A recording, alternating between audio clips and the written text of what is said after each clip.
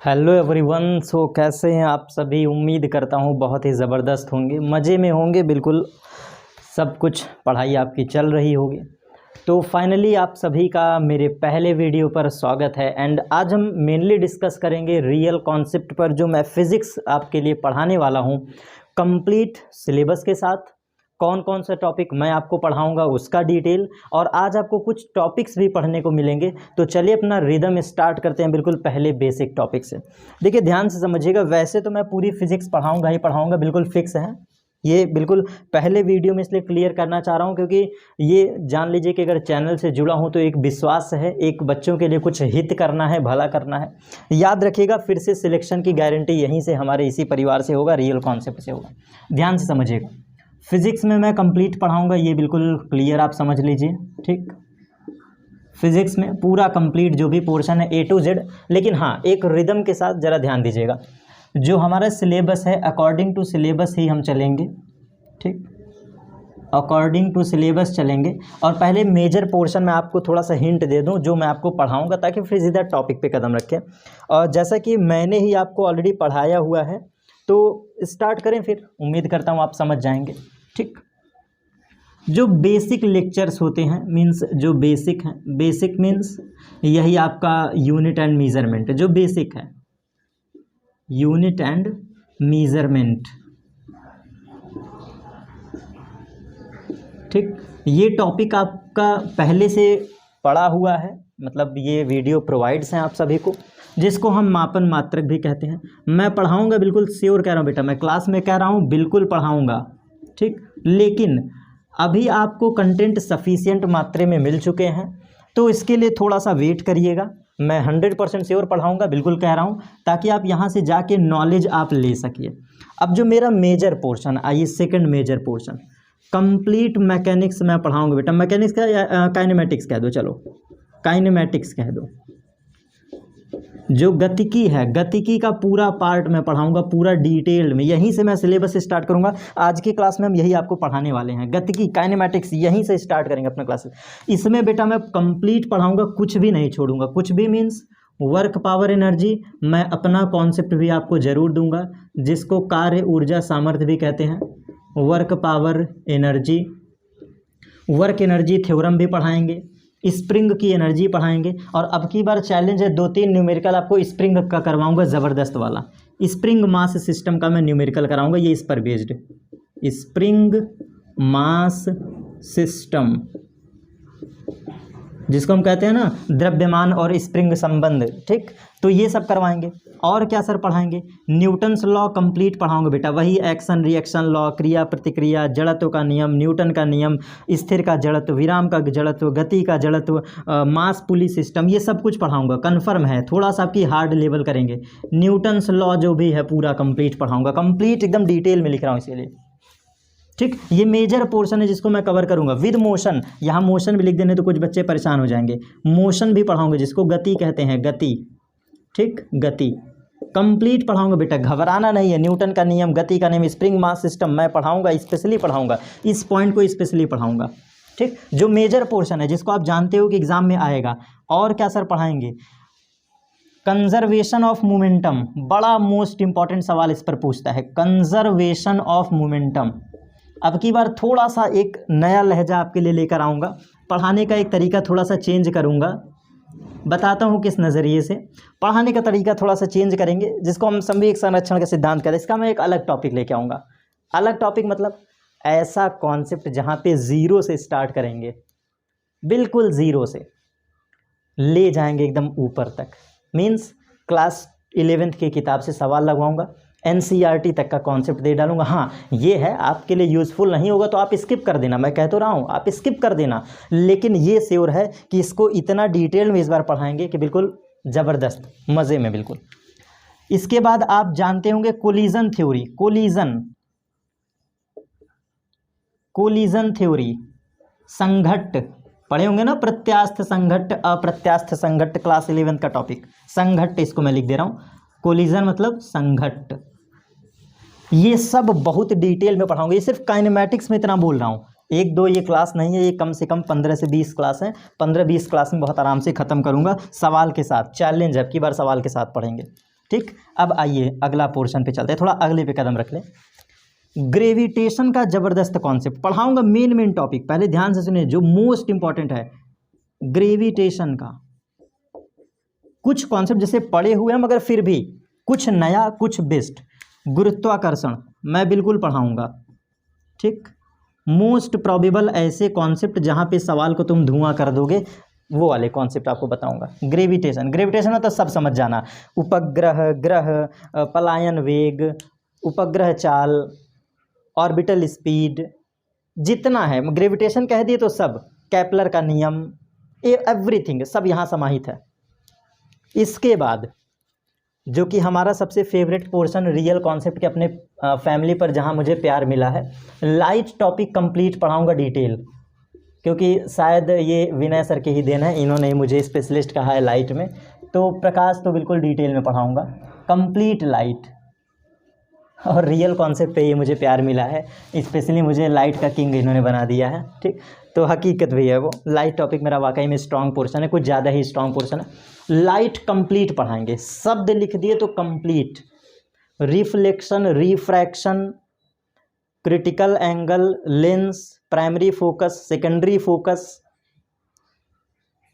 उसके बाद ये आपके जो दोष होते हैं, निकट दृष्टि दोष, डिफेक्ट्स, आई स्ट्रक्चर, माइक्रोस्कोप, टेलीस्कोप, एवरीथिंग। जिन बच्चों को ना समझ में आए हिंदी में बोल देता हूँ थोड़ा सा। परावर्तन, अपवर्तन, दर्पण, समतल दर्पण, रेखीय आवर्धन, लेंस, प्रथम फोकस, द्वितीय फोकस, प्रकाशिक केंद्र, लेंस का आवर्धन, लेंस की स्थितियाँ, दर्पण के प्रतिबिंब की स्थितियाँ, फिर माइक्रोस्कोप, टेलीस्कोप, मानव दृष्टि दोष जो पढ़ते हैं ना, निकट दृष्टि दोष, ये सब आँखों के दोष, आई डिफेक्ट्स, ये सब टॉपिक कंप्लीट ये मैं पढ़ाऊंगा। ये तीसरे के बाद ये चौथा पॉइंट लाइट बिल्कुल श्योर है पढ़ाऊंगा। इसके बाद पांचवां कंप्लीट थर्मोडायनामिक, जिसको ऊष्मागतिकी कहते हैं, बड़ा फेवरेट टॉपिक है ऊष्मागतिकी।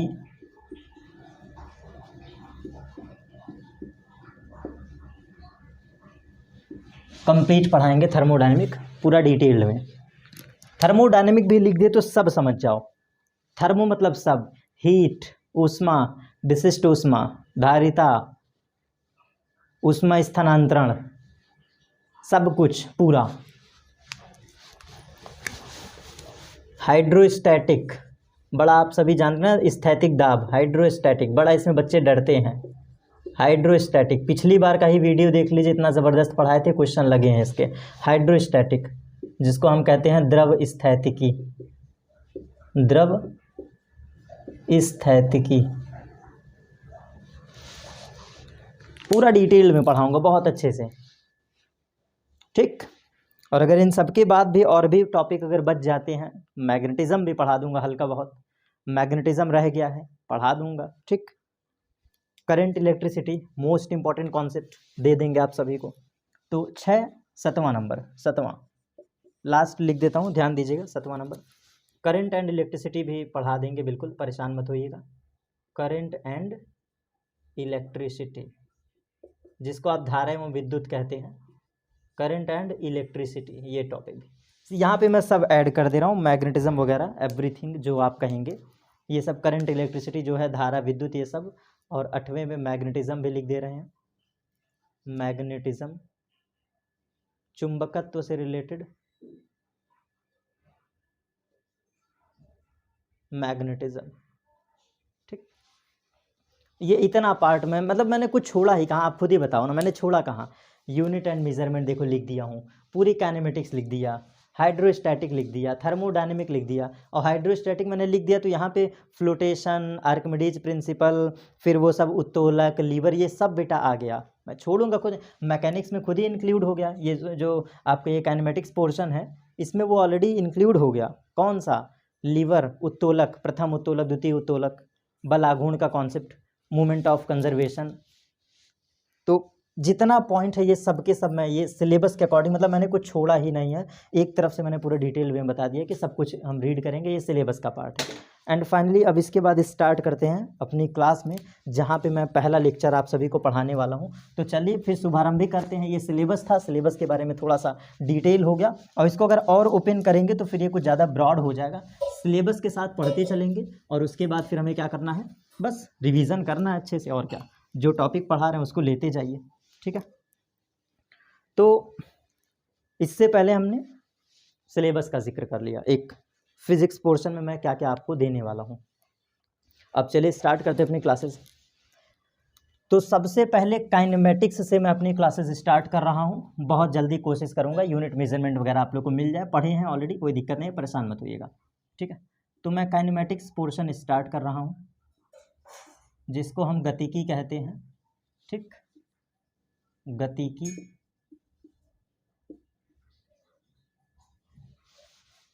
काइनेमेटिक्स पोर्शन कौन कौन से हमें सब टॉपिक यहाँ पे पढ़ने हैं, पहले फास्ट वे में सारे टॉपिक को लिख दीजिए आपके अकॉर्डिंग टू सिलेबस। मैं थोड़ा मेजर पोर्शन लिख दे रहा हूँ, ठीक, नोट डाउन कर लेंगे, अच्छा रहेगा आप सभी के लिए। काइनेमेटिक्स में हम सबसे पहला पार्ट मोशन पढ़ेंगे, हैशटैग मोशन, क्योंकि वैसे तो बहुत हैं। मोशन मीन्स गति, ठीक। अब आइए इनका कुछ पॉइंट नोट डाउन कर लेते हैं, जो मैं आपको सीक्वेंस से पढ़ाऊँगा। सबसे पहला बेसिक आपको समझाएंगे, व्हाट इज पोजीशन, स्थिति। स्थिति क्या होती है, पोजीशन, स्थिति क्या होती है, परिभाषा, विद परिभाषा, ठीक है। जब पोजीशन पढ़ा लेंगे तो मैं आपके लिए यहाँ पर स्पेशली लेकर आएंगे, मतलब मैं लेकर आऊँगा कि वस्तुओं में गतियाँ कैसे होती हैं। वस्तु में गतियाँ, देखो शुरू में ही आपको कुछ डिफरेंट दिखा दे रहा हूँ। वस्तु में गतियाँ, कोई ऑब्जेक्ट मोशन करता कैसे है, वस्तु में गतियां होती कैसे हैं। थोड़ा सा यहाँ लिख देता हूँ ताकि आपको समझ में आ जाएगा कि हाँ यार कुछ तो डिफरेंट मिल गया। मीन्स गति के प्रकार के बारे में, ये जो मैं लिख रहा हूँ कि गतियाँ कैसे होती हैं, वस्तु में गतियाँ, टाइप ऑफ मोशन। तो यहाँ पे डिटेल्ड वे में यहीं पर मैं आपको एक्सप्लेन कर दूंगा कि मोशन मेनली दो टाइप होते हैं। एक ट्रांसलेटरी, पूरे फिजिक्स के दुनिया में एक मोशन होता है ट्रांसलेटरी मोशन, दूसरा होता है रोटेटरी मोशन,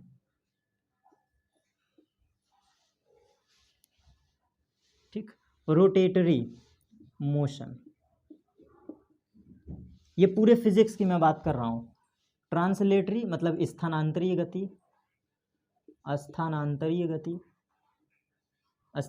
गति, और ये क्या है, घूर्णन गति। ध्यान से समझिएगा, अभी तक आप पढ़े होंगे कि गति 3 प्रकार के होते हैं, एक विमीय, द्विविमीय, त्रिविमीय। मैंने वो हटा दिया कॉन्सेप्ट, मतलब पढ़ाएंगे वो भी है ही, सही है, मगर कहना क्या चाह रहा हूँ, पूरे फिजिक्स में, मीन्स इस फिजिक्स के यूनिवर्स में सिर्फ 2 टाइप के मोशन एग्जिस्ट करते हैं, या तो रोटेटरी या तो ट्रांसलेटरी। और ट्रांसलेटरी को डिटेल में पढ़ेंगे, रोटेटरी को डिटेल में पढ़ेंगे ये आगे, ठीक। और ट्रांसलेटरी का ही प्रकार होता है 1D motion, 2D motion, 3D motion. जो आप एक विमीय कहते हैं ना, 1D, 2D, 3D, एक विमीय, द्विविमीय, त्रिविमीय, वो ट्रांसलेटरी का प्रकार होता है। अब समझे, ये चीज़ हम पढ़ेंगे। तो अकॉर्डिंग टू मी, मेरे अनुसार, ये हमने 2 हेडिंग पढ़ा। फिर हम समझेंगे कि अवस्थाएं क्या होती हैं। स्टेट, ये द्रव की अवस्थाएं मत समझिएगा, केमिस्ट्री वाली में बात नहीं कर रहा हूँ, ध्यान से, मैं फिजिक्स की दुनिया में बात कर रहा हूँ। अवस्थाएं मीन्स स्टेट, किसी ऑब्जेक्ट का फिजिक्स में क्या स्टेट हो सकता है, दैट इज 2 टाइप। एक तो स्थिर रहना, स्टेट मतलब स्थिर अवस्था, एक होता है स्थिर अवस्था, छोटी सी डेफिनेशन इसको पढ़ लेंगे। दूसरा गतिमान अवस्था, ठीक है, ये पढ़ेंगे। और मैं फिर से बोल दे रहा हूँ क्लास में, ये द्रव्य की अवस्थाएं मत समझिएगा, मैं वस्तु के अवस्थाओं की बात कर रहा हूँ। मीन्स रुकी हुई बॉडी स्थिर अवस्था, चलती हुई बॉडी गतिमान अवस्था। स्टेट इसलिए मैंने लिखा है, सिर्फ स्टेट, तो ये सब डेफिनेशन क्लियर करेंगे जब पढ़ाएंगे तो आपको समझ में आएगा। और जब इतना पॉइंट में ये बेसिक कवर कर लूँगा तब आपका मेन टॉपिक आएगा जहाँ से आप पहचान जाएंगे, दैट इज़ दूरी एवं विस्थापन। दूरी डैश विस्थापन, फिर चाल एवं वेग, ठीक। इसके बाद त्वरण, और त्वरण के साथ मैं मंदन भी लिख दे रहा हूँ। वैसे तो अलग है, सेम ही, मगर आप समझ जाओ त्वरण के बारे में डिटेल में, फिर मंदन क्या होता है इसका भी डिटेल में। और फिर इसके बाद जितने प्रकार के चाल होते हैं, एक समान गति, असमान गति, एक समान गति, असमान गति, ठीक, uniform motion, non uniform motion.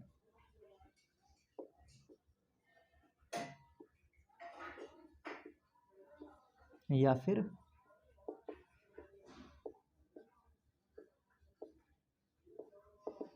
Non uniform motion. ये जो भी आप पढ़े हैं।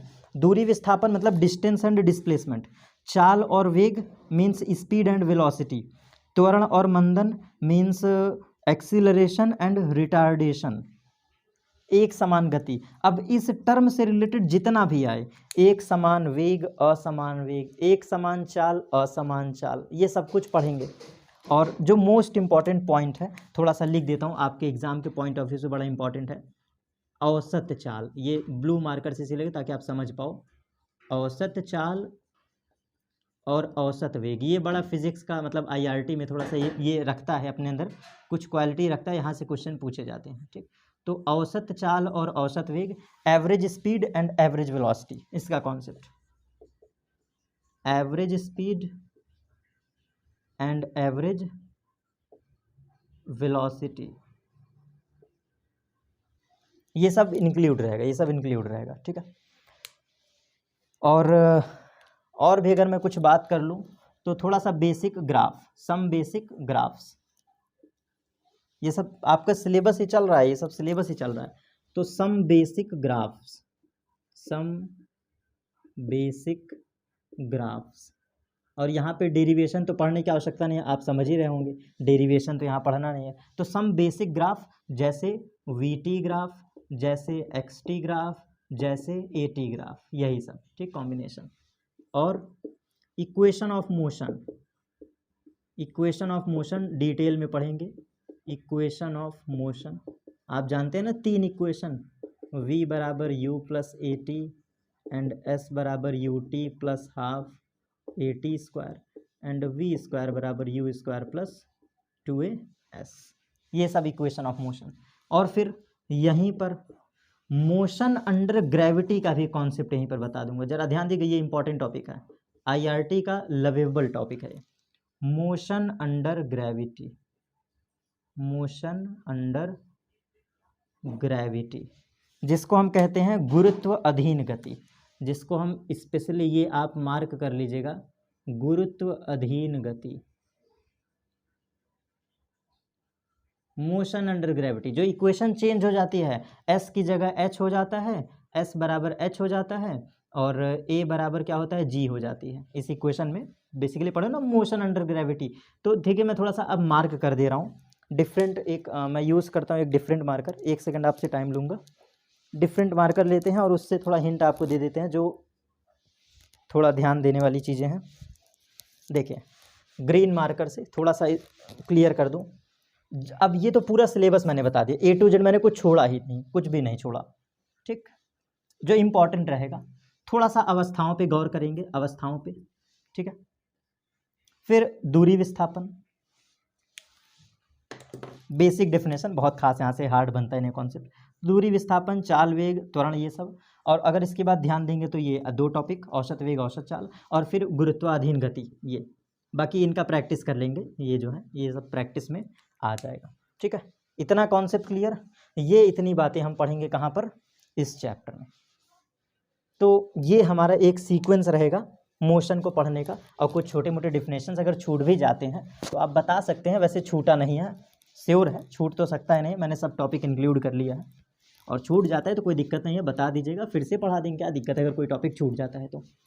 तो चलिए अब आगे यहाँ से चलते हैं। अब सीधा मेन कदम रखते हैं कहाँ पर, अपने सबसे पहले 2 टॉपिक पर। या एक काम करते हैं, बेसिक, हाँ बेसिक से स्टार्ट किया ताकि नेक्स्ट क्लास हमारी दूरी विस्थापन से होगा, ताकि अपने टॉपिक को समझ पाएँ। तो आइए फिर ध्यान से समझते हैं। फिर सबसे पहले हमने कहा था ना स्थिति पढ़ेंगे, तो चाहो तो आप डेफिनेशन लगा सकते हो। स्थिति होती क्या है, स्थिति क्या होती है, बेसिकली आप समझ लीजिएगा what is position, what is position, definition लगा लीजिएगा। पहले स्थिति क्यों पढ़ा रहा हूँ, देखो स्थिति क्या होता है, किसी वस्तु को प्रदर्शित करने का तरीका, किसी वस्तु को प्रदर्शित करने का तरीका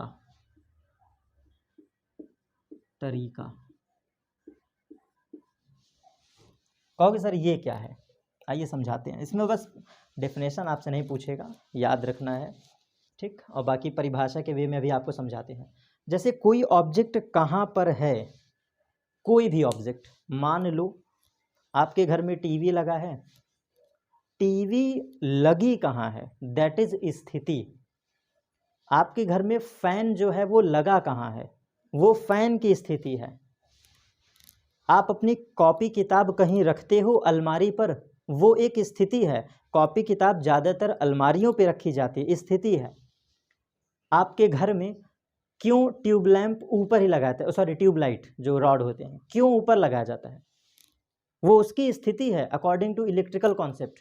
अगर आप इलेक्ट्रिकल इंजीनियरिंग की स्टडी पढ़ते हैं तो वहाँ पर ये भी सिखाया जाता है कि जो ग्राउंड होता है, मीन्स जो रूफ होता है, छत का जो रूफ होता है, रूफ से कितने फीट नीचे या कितने हाइट नीचे लाइट लगी होनी चाहिए। इतना हार्ड आवश्यकता नहीं है, लेकिन मैं एक्सप्लेनेशन के लिए बता रहा हूँ कि आप समझो क्या डिफरेंट आपको इस बार मिलेगा इस चैनल पे। कॉन्सेप्ट थोड़ा परे है, थोड़ा हार्ड, थोड़ा सा। तो कहना क्या चाह रहा हूँ, कोई वस्तु, कोई ऑब्जेक्ट है कहाँ पर। जैसे मैं अभी कहाँ हूँ, प्रयागराज में। प्रयागराज बहुत बड़ा जगह है, प्रयागराज में कहाँ हूँ, सलोरी में हूँ। तो ये जो मैं बता रहा हूँ ना अपनी स्थिति, दैट इज पोजीशन। कोई वस्तु है कहाँ पर। जैसे आप अपने छत पर खड़े हो जाओ, थोड़ी देर के लिए समझने के लिए, आप अपने छत पे जाओ, खड़े हो जाओ। तो जब आप छत पे खड़े होगे तो आपके पड़ोसी का घर दिखाई दे रहा होगा, उसकी एक स्थिति है, उनका एक फिक्स लोकेशन है कि यही आपके पड़ोसी का घर है। लेकिन अगर आप अपने छत पे से खड़े होकर 2-3 थोड़ा दूर देखो तो कहीं पानी की टंकी होगी, कहीं टावर होगा, कहीं कोई पेड़ होगा, कहीं कोई आदमी खड़ा होगा। इमेजिन कर सकते हो ना, बिल्कुल नेचुरल पढ़ा रहा हूँ। तो जो भी चीज़ें तुम देख पा रहे हो वो ऑब्जेक्ट है कहाँ, प्रदर्शित करने का तरीका क्या होता है, स्थिति। अब ऐसे कहने से तो काम चलेगा नहीं, तो फिजिक्स के दुनिया में इसी को कहा जाता है, फिजिक्स के दुनिया में इसी को कहा जाता है। अब आइए फिजिक्स के वे में समझते हैं। किसी वस्तु को मूल बिंदु के सापेक्ष, क्योंकि निर्देश पॉइंट क्या होता है, रिफरेंस पॉइंट क्या होता है, मूल बिंदु। तो किसी वस्तु को मूल बिंदु के सापेक्ष प्रदर्शित करना, कोई वस्तु है, कोई पर्सन है, कोई ऑब्जेक्ट है, कोई बॉडी है, कोई मूवेबल बॉडी है, किसी वस्तु को मूल बिंदु के सापेक्ष प्रदर्शित करना, ये कहलाती है आपकी क्या, स्थिति। और फिजिक्स में इसी चीज़ को बताने के लिए हम क्या यूज़ करते हैं, कोऑर्डिनेट सिस्टम। तो let suppose this is Y अक्ष एंड दिस इज एक्स अक्ष एंड दिस इज जेड अक्ष। Coordinate system, Y axis, X axis, Z axis. और ये क्या है, ओरिजिन, सेंटर 0,0,0। तो मूल बिंदु के सापेक्ष बताना, ये कोई पॉइंट पी है, पॉइंट पी मतलब वस्तु है, ये कोई वस्तु है, वस्तु। और वस्तु में मैं आपको फिर से इस बार पढ़ा रहा हूँ, फिर से बोल देता हूँ, पहली क्लास में पहला दिन पहला टॉपिक, वस्तु में वो प्रत्येक चीज़ें आती हैं जो आप मेजर करते हो। सर कौन कौन सा, पेड़, पक्षी, पौधे, घर, आदमी, हॉस्पिटल, कोई बाइक, कार, नाव, चिड़िया, बादल, ट्रेन, प्लेटफॉर्म, कोई ऑब्जेक्ट, कोई हॉस्पिटल, कोई स्कूल, कोई पान की दुकान, कोई गोमती, कुछ भी कह दो, कोई प्लेस, कोई गांव, कुछ भी, वो सब वस्तु में आता है। ठीक, तो समझो जरा, वस्तु है, वस्तु को मूल बिंदु के सापेक्ष ही प्रदर्शित करना क्या कहलाता है? स्थिति। और वेक्टर में इसीलिए इसको क्या लिखते हैं? Position vector R. बहुत आराम आराम से समझा रहा हूँ, बहुत आराम आराम से समझते चलना है, सुनते चलना है, कहीं कोई दिक्कत नहीं आने दूंगा, ये चैलेंज है। तो मूल बिंदु के सापेक्ष ही क्यों बताते हैं? क्योंकि जो मूल बिंदु होता है इसको कहते हैं निर्देश बिंदु, निर्देश बिंदु, या फिर इसी को कहते हैं संदर्भ बिंदु। संदर्भ बिंदु, संदर्भ मीन्स इसी के रिस्पेक्ट में बॉडी को लोकेट करते हैं, क्योंकि मूल बिंदु एक ऐसा पॉइंट होता है जो किसी भी कोऑर्डिनेट सिस्टम को, किसी भी ऑब्जेक्ट को रिप्रेजेंट करने के लिए ये तरीका यूज़ किया जाता है। ठीक, यहाँ तक पॉइंट क्लियर? तो ये पॉइंट याद रखिएगा। इंग्लिश में इसी को सिंपली कहा जाता है कि a line joining with origin and external point P. ठीक, इसी सेम कॉन्सेप्ट को ये भी कहता है कि a line that is joining a origin and external point, this line is known as position vector या फिर पोजीशन। तो बेसिकली पोजीशन में होता क्या, इतनी बातें क्लियर। अब नोट करके चाहो तो आप लिख सकते हो कि स्थिति को बताने के लिए क्यों ये सिस्टम लिया गया। तो हाँ, याद रखिएगा कि जब किसी ऑब्जेक्ट की स्थिति बताते हैं तो हमें एक कोऑर्डिनेट सिस्टम चाहता है जिसको हम कहते हैं निर्देश तंत्र, जिसको हम कहते हैं निर्देश तंत्र।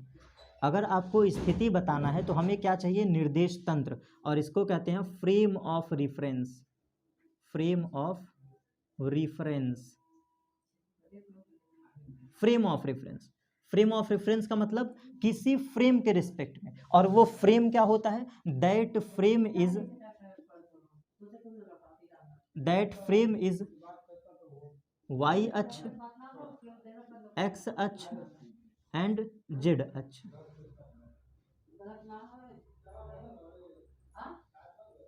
ठीक है, तो बातें क्लियर हो गई एकदम, उम्मीद करता हूँ क्लियर हो गया हो। ये नोट करके लिखना, नोट करके। किसी स्थिति को बताने के लिए क्या यूज करना पड़ेगा? निर्देश तंत्र, frame of reference, coordinate system. और वो फ्रेम क्या है? दैट इज वाई अक्ष, एक्स अक्ष, जेड अक्ष, जो मैथ में यूज करते हैं, जो आप बचपन से पढ़े हैं, जो आप निर्देशांक बचपन से पढ़े हैं, वही निर्देशांक से शब्द निकला है निर्देश तंत्र, निर्देशांक से ही निकला है निर्देश तंत्र। उम्मीद करता हूं कि आप समझ गए होंगे, उम्मीद करता हूं आप समझ चुके होंगे। तो मान लो 2-3 एग्जाम्पल इसी में अब ऐड कर लेता हूं, क्योंकि डायग्राम यही रहेगा, लिखने का फ्लो चार्ट यही रहेगा, नोट डाउन आपको सेल्फ करना है। एग्जाम्पल के लिए, मूल बिंदु से एच का मतलब होम, आपका घर है, ये मैंने मिला दिया, this is position vector R. मैंने मूल बिंदु से कोई प्लेस है आगरा, कोई प्लेस है आगरा, मैंने मिला दिया ओरिजिन के रिस्पेक्ट में, दैट इज पोजीशन वेक्टर। इस ओरिजिन से मैंने मिला दिया ये कोई पॉइंट है, that is hospital, that is hospital. तो ये क्या हो गया? स्थिति सदिश, पोजीशन वेक्टर। मैंने इस ओरिजिन से लेट सपोज कहीं पर प्रयागराज है, मैंने प्रयागराज को मिला दिया, तो दिस इज पोजीशन। इस यूनिवर्स पे किसी भी ऑब्जेक्ट को रिप्रेजेंट करने का तरीका है निर्देश तंत्र, और फ्रेम ऑफ रेफरेंस अलग अलग हो सकता है। हर एक ऑब्जेक्ट के लिए फ्रेम ऑफ रेफरेंस अलग अलग हो सकता है कि कौन कहाँ से सोच रहा है। तो नोट डाउन में आप ये भी रख सकते हैं कि for a different bodies taken coordinate system is different, means जो आप डिफरेंट फ्रेम ऑफ रेफरेंस ले रहे हैं, ये हर एक ऑब्जेक्ट के लिए अलग अलग होता है। ठीक है, तो इसको नोट डाउन कर लीजिएगा। अलग अलग वस्तुओं के लिए निर्देश तंत्र बदल सकता है, बिल्कुल बदल सकता है। अब आइए दूसरा पॉइंट, ये थोड़ा कॉम्प्लेक्स हो गया होगा, हार्ड हो गया होगा, अब आगे चलते हैं। इतने बकवास को ध्यान देने की जरूरत नहीं है। आइए अब चलते हैं दूसरे टॉपिक पे। स्थिति अगर क्लियर हो गया तो आइए सेकंड टॉपिक को बहुत गौर से समझते हैं। सेकंड हमारा मेजर टॉपिक था, that is state, that is state. State means अवस्था।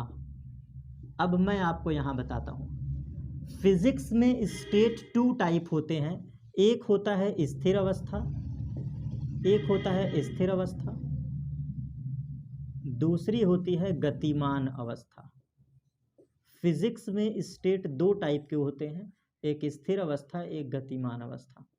और आपको यहाँ पर मैं ठोस द्रव गैस की बात नहीं कर रहा हूँ, ठोस द्रव गैस नहीं पढ़ा रहा हूँ, जो वस्तुएं होती हैं वो अपने आप को दो तरीके से रिप्रेजेंटेट करते हैं, या तो रुकी हुई बॉडी या तो मूवेबल बॉडी, और इसी को हम इंग्लिश में कहते हैं static state, static state, and दूसरा है मूवेबल स्टेट, मूवेबल स्टेट, या फिर डायनामिक स्टेट, डायनामिक स्टेट। और आपको बताते हैं ये डायनामिक से ही यूनिट निकला है, डायनामिक एंड काइनामेटिक। मतलब जो बॉडी डायनेमिक होती है ना उसको हम सिंपली कहते हैं काइनेमेटिक की ब्रांच। काइनेमेटिक का भी मतलब होता है गतिमान, आप पढ़े होंगे ना, गतिज ऊर्जा, काइनेटिक एनर्जी। तो ये सबका मतलब सेम है, मूवेबल स्टेट, डायनामिक स्टेट, और इसी टर्म को हम अपने फिजिक्स में यूज करते हैं मोशन। यही टर्म है, जो गतिमान अवस्था है यही आपका मोशन है। ठीक है, अब इसकी डेफिनेशन को अगर एक शब्दों में समझ लें तो देखो बिल्कुल याद रखना, लिख देता हूं, ध्यान से समझिएगा, दोनों डेफिनेशन क्लियर। अवस्था में परिवर्तन न होना, अवस्था में परिवर्तन न होना, या फिर स्थिति में परिवर्तन का न होना, स्थिति में परिवर्तन का न होना। ये किसका डेफिनेशन है? ये स्थिर अवस्था का है। ये किसका डेफिनेशन है? स्थिर अवस्था का। जैसे अब आइए आप मुझे कंसंट्रेट करके देखिए, आपको समझ में आ जाएगा।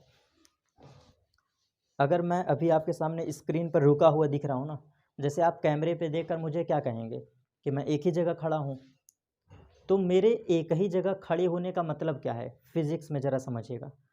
टाइम तो चल रहा है, क्या समय किसी के लिए रुकता है? अगर आप अपने हाथ में एक वॉच लगाए रहो, क्या समय किसी के लिए रुकता है? नहीं। तो समय तो कंटिन्यूअसली अपने फॉर्म में चल रहा है, तो समय को चलने दो, लेकिन वस्तु ना चले। वस्तु का ना चलना मीन्स स्थिर अवस्था कहलाता है। जरा ध्यान दीजिए मैंने क्या लिखा है, अवस्था में परिवर्तन न होना। मैं जैसे खड़ा हूँ वैसे ही हूँ, तो आप क्या बोलोगे? आप ये कहोगे कि सर रुके हुए हैं, सर स्थिर अवस्था में है, सर का जो पोजीशन है वो स्टैटिक स्टेट है। तो यही तो डेफिनेशन कहती है, किसी वस्तु में समय के साथ स्थिति का परिवर्तन न होना। ठीक है, ओवरऑल डेफिनेशन याद रखिएगा, किसी वस्तु का समय के साथ स्थिति में परिवर्तन का ना होना। डेफिनेशन आपसे नहीं पूछेगा, लेकिन बस टर्म को याद रखिएगा, टर्म को याद रखिएगा। There is no change in position, there is no change in position, no change in position, there is no change in position with time, with time. English वाले नोट डाउन कर लीजिएगा, there is no change in position with respect to time, या फिर with time. और बिल्कुल आज के class का लास्ट डेफिनेशन, बिल्कुल लास्ट डेफिनेशन, गतिमान अवस्था क्या होता है तो लिख लीजिएगा। ये टर्म मैं लिख रहा हूँ, ये रट लीजिएगा, किसी किताब में मतलब मिलेगा किताबों, मगर ऐसे नहीं मिलेगा। समय के साथ, समय के साथ, टर्म लिख दे रहा हूँ लगातार, ये याद रखिएगा। समय के साथ लगातार स्थिति का परिवर्तित होना, स्थिति का परिवर्तित होना या बदलना, परिवर्तित होना या फिर बदलना। समय के साथ लगातार स्थिति में, ये टर्म ध्यान दीजिएगा, टाइम यहाँ पे लेना ही पड़ेगा, और लगातार टर्म जरूर है, कंपलसरी। ये जितना बात कर रहा हूँ उसको ना अगेंस्ट ना आगे पीछे। समय के साथ लगातार स्थिति में परिवर्तित होना मतलब कॉन्टिन्यूअसली, इंग्लिश में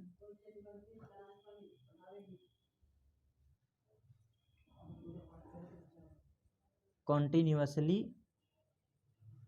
change in position, continuously change in position with respect to time, with respect to time.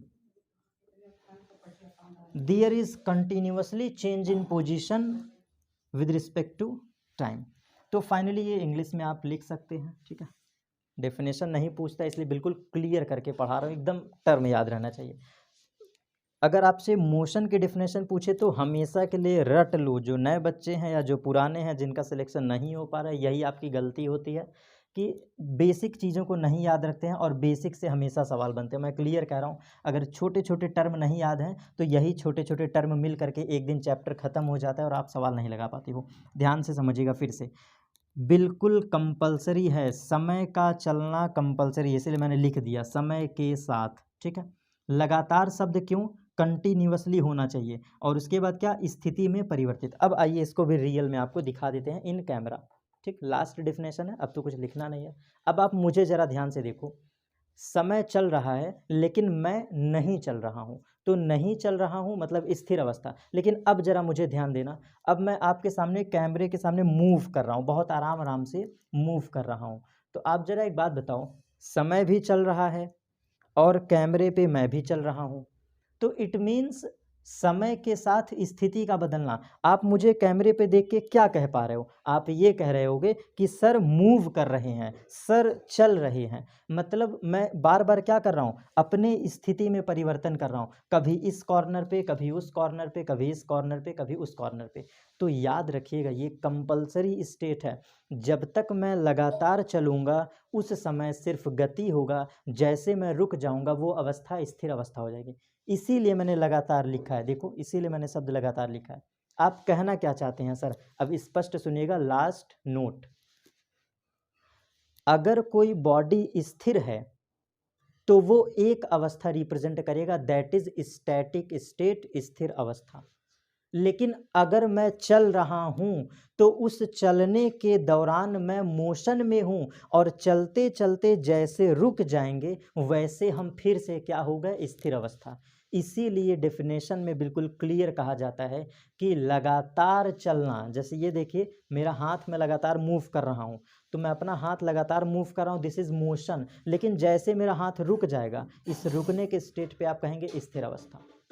ठीक है, उम्मीद करता हूँ कि सिर्फ लेक्चर सुन लीजिएगा, अगर कोई डाउट हो जाए नहीं होगा, इम्पॉसिबल। ठीक, यहाँ तक पॉइंट क्लियर। अब इसके बाद हमें क्या पढ़ना होगा, नेक्स्ट क्लास पे हम टाइप ऑफ मोशन सीधा कदम रखेंगे। मीन्स ये इतना जो आज का मैंने बेसिक पढ़ाया, फर्स्ट लेक्चर था तो बेसिक था, ये पॉइंट नोट डाउन कर लीजिएगा। और अगले क्लास में मैं ट्रांसलेटरी मोशन, स्पष्ट सुन लीजिए, लेक्चर हमेशा कंटिन्यूअसली देखिएगा, बैक टू बैक वीडियो जरूर देखिएगा। सबसे पहले ट्रांसलेटरी मोशन पढ़ेंगे, फिर रोटेटरी मोशन पढ़ेंगे और फिर ट्रांसलेटरी मोशन का टाइप पढ़ेंगे। ठीक, तो आज के टॉपिक को यहाँ पर समाप्त करते हैं, मिलते हैं नेक्स्ट क्लास पर। धन्यवाद।